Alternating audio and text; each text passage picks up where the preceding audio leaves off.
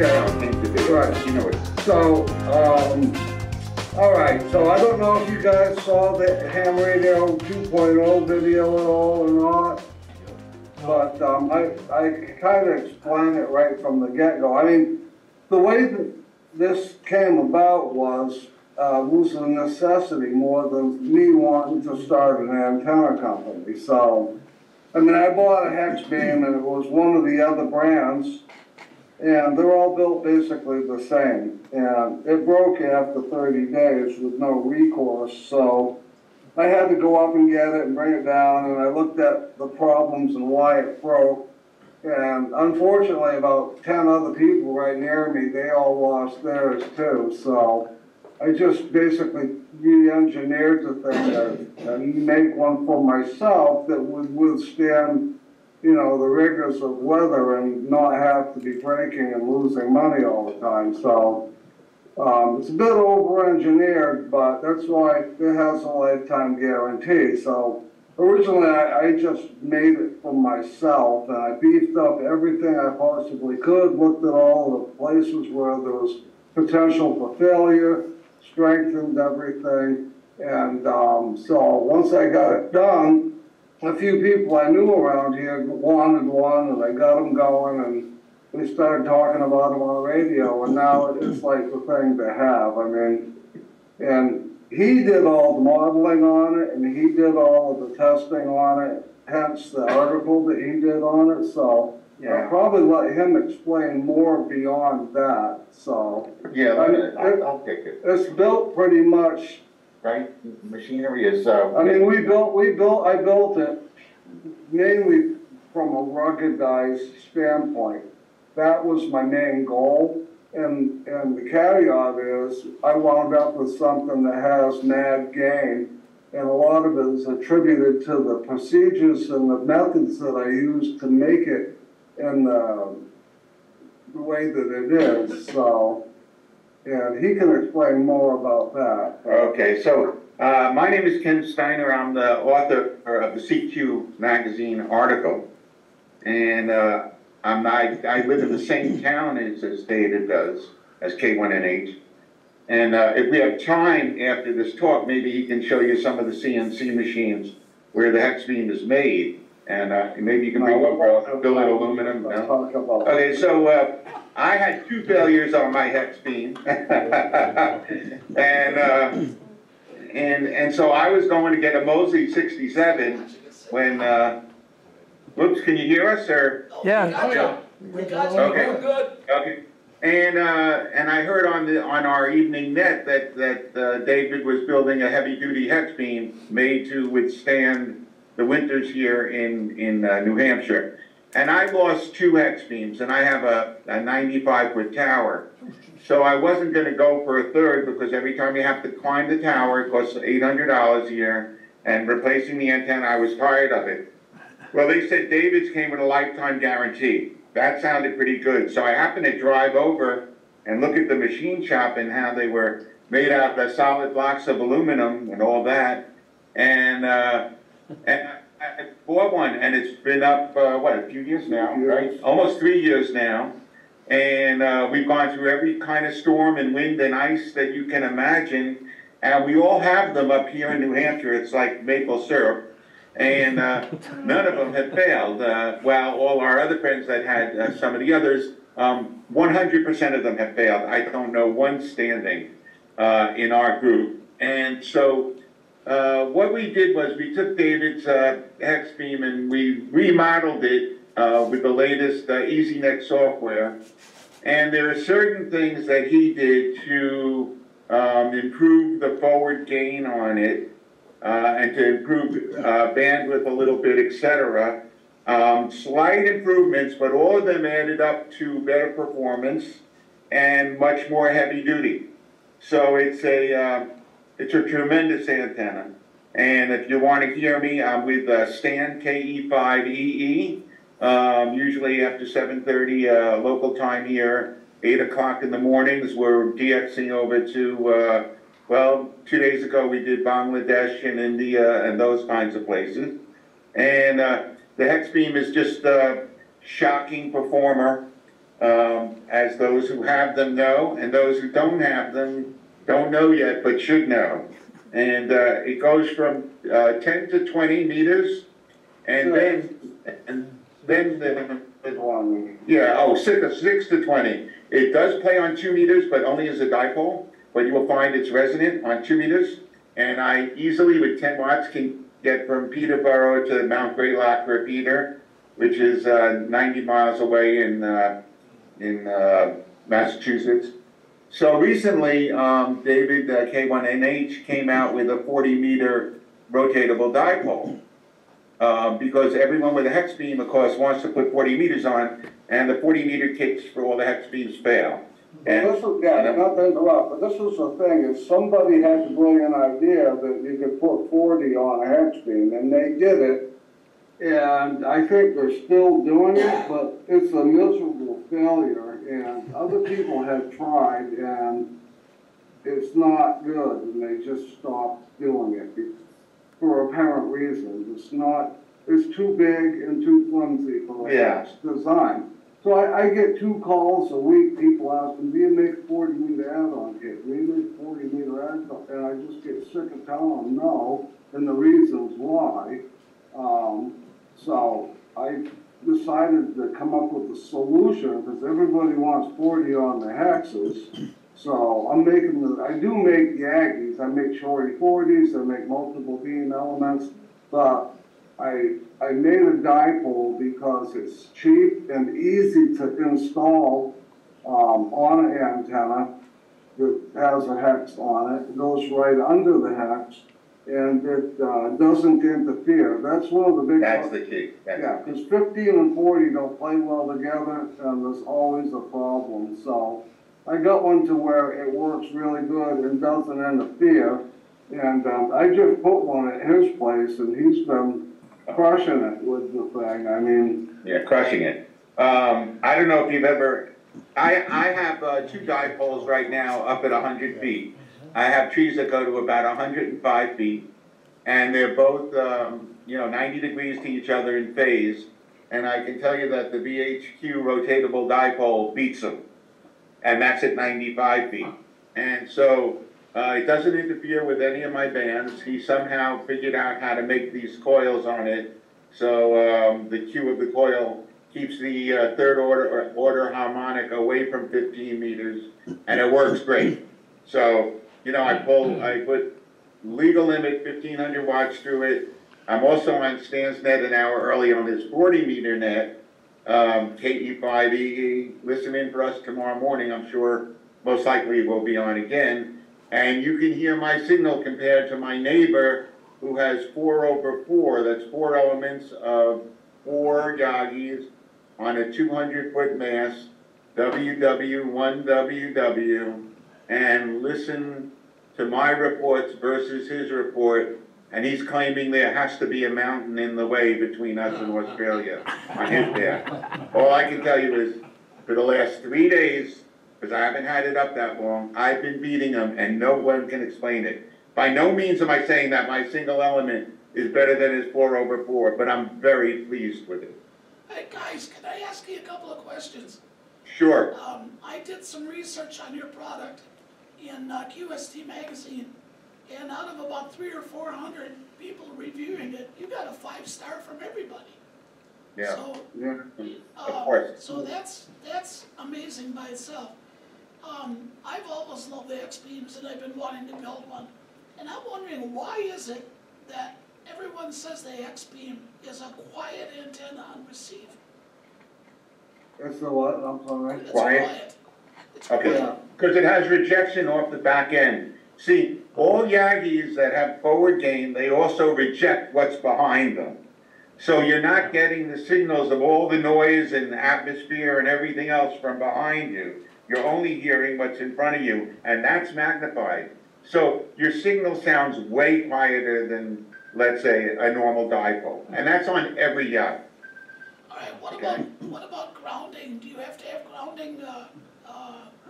Well, that's a great subject. Yeah, the grounding. Okay. Yeah.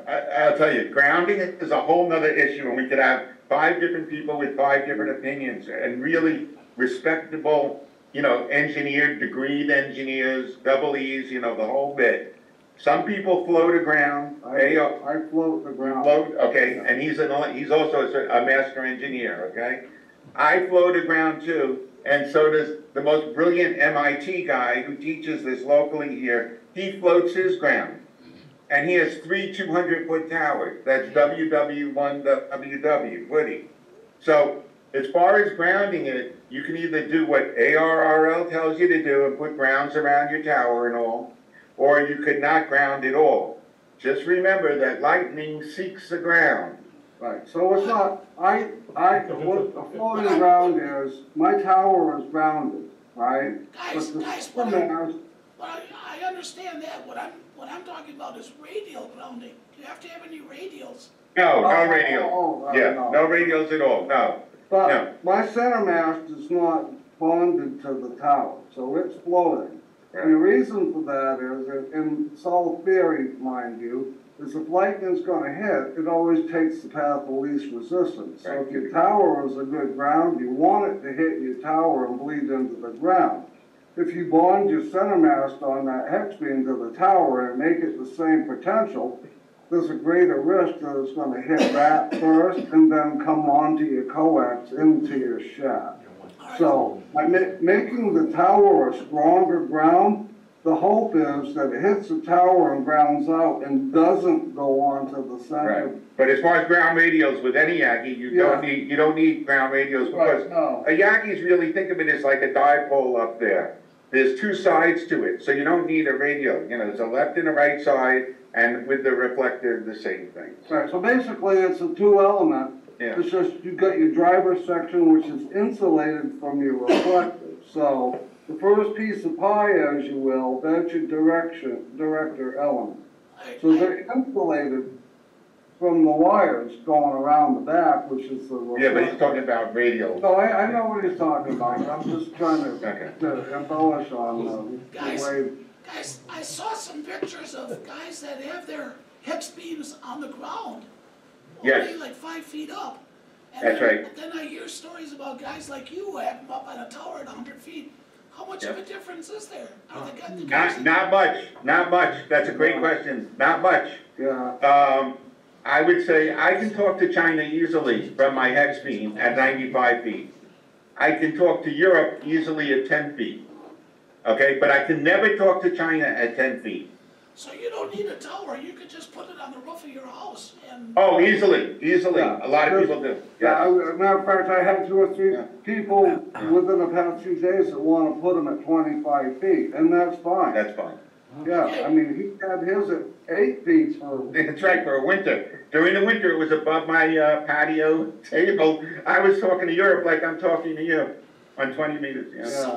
Some of the other guys that put them on the ground are using TV rotors, but the older hex beams were pretty light and cheap.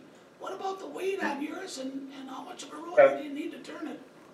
Yeah, you don't need much. You can use the 450, the Yaesu, the cheapest one, or you could use that some people use that master antenna, the old rotator from the old days. As long as it's sitting on either a bearing or something that supports it well, it's very simple to turn. You know, it's at most, about 30 pounds, and there's no real wind load on it. But what I didn't even have a rotator electronically when I had it on my patio. I did the Armstrong method. That's where you go outside and you turn it. Yeah. No, but I mean, this is the reality of the whole thing. They say that 65 feet, based on the bands, is the ideal height, right? That's right. But a lot of people say 35 is plenty. What about the guy on the edge of the mountain today? You know, he's at 20 feet. I have a guy at 20 feet who someone else called us today and said he never heard of it. He's on a cliff in Montana. Yeah. He has it 20 feet on the edge of his cliff. He was talking to some guy, sold the guy on my end, and the guy couldn't believe how powerful it sounded. But this is one of the other things, right? So when they did all the modeling and testing, they came up with a lot higher gain figures than these other Hexbeam companies are claiming. So, I mean, I pushed the ruggedness of my antenna. That's its selling point. Never the fact that it has more gain than anybody else's, but the numbers say that it does. It does. I don't push the fact because I get a lot of pushback from people saying, well, this shouldn't matter and that shouldn't matter and all Hexbeams are the same. Well, I can tell you just from feedback I get from my customers, it's not true. They all have had other Hexbeams and they come back and they say, 100% hands down, this antenna has way more gain than any other Hexbeam they've ever tried. And they hear that from the people that they're talking to. And So, I'll add something else. If someone doubts our modeling, it's all published with a reference in the CQ article. They can go on the web, right to the latest EasyNet program. They can put in the same numbers we did, exactly what the antenna is, all the dimensions of the wires, the fittings, the standoffs, everything that he's done to make the Hexbeam better. And you'll come out with our numbers. We've had loads of people argue and go there, and then they come back with their tails between their legs, and they go, yeah, I guess you guys figured everything out right. Well, I didn't. I just took what he gave us with another fellow, an engineer down in Texas, and we spent a week looking at the modeling of this thing back and forth, shaking our heads. How's that possible? Well, you did it. I mean, you know, I have to give him the credit that he refined it beautifully. The other thing is, I noticed that the SWR is pretty flat right across the entire band. That's right. You can't That's get right. that with a standard beam. It's Yeah, no. Well, that's what David did with the center post. There's a lot of magic here going on, and a lot of trial and error, just like he made the dipole that doesn't interfere with the Hexbeam at all. You know, most people put up a 40-meter rotatable dipole, and all of a sudden their whole Hexbeam is thrown off, and their SWRs are a mess, and there's all kinds of interference. And I know he must have worked for a year to get those coils just right and everything just right. There is no interference at full power. I don't care what you do. We put way more than full power on that. And there is no interference. So the 40-meter solution for me is phenomenal, even though I had phased dipoles at 100 feet that most people would wish for. Now I'm even happier.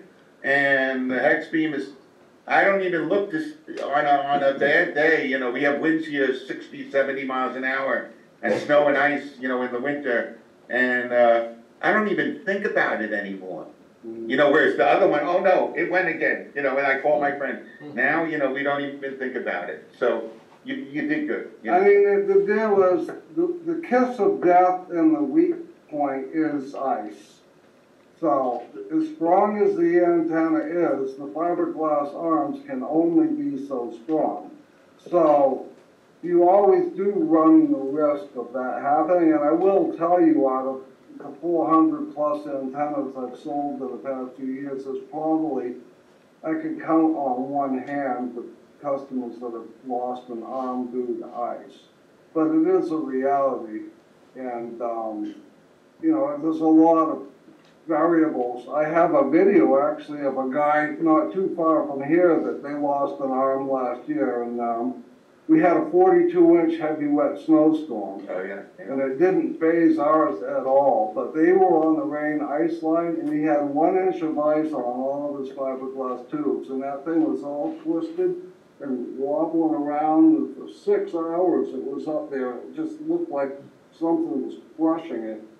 And it was surviving until the wind gusted up to about 40 miles an hour, and with all that ice on it, it just couldn't take it, and it snapped 2 fiberglass poles.